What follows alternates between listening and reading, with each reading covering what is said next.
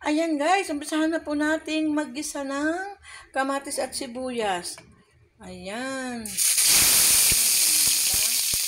So, sobrang init na po ng kawali. Kaya tinanggal ko po muna sa apoy. So, ayan guys, umpisahan na po natin maggisa. Ayan.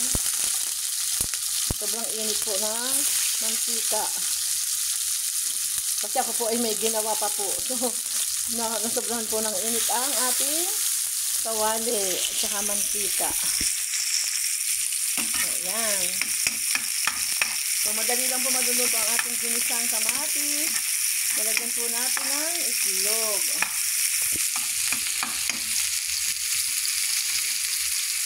Sabay na po natin yung kamatis kasi madali na pong maluluto po yung sibuyas.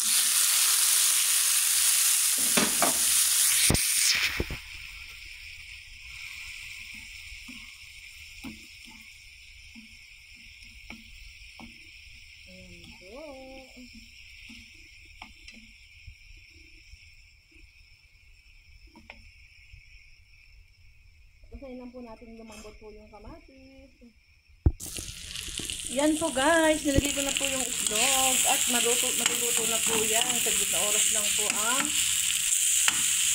pagkakaluto ng itlog at saka nitong mga kamatis. So, meron na po yung mga pampalasa guys. Nilagyan ko na po yan.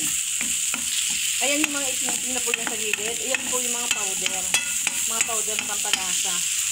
So, medyo napalakas po yung aking apoy. Kaya, yan. Nasa gilid-gilid yung mga powder, mga pampalasa po. Ayan guys, simple nga aking dinner. Simple lang po yan, pero masustansya naman. Kaya, thank you guys for watching.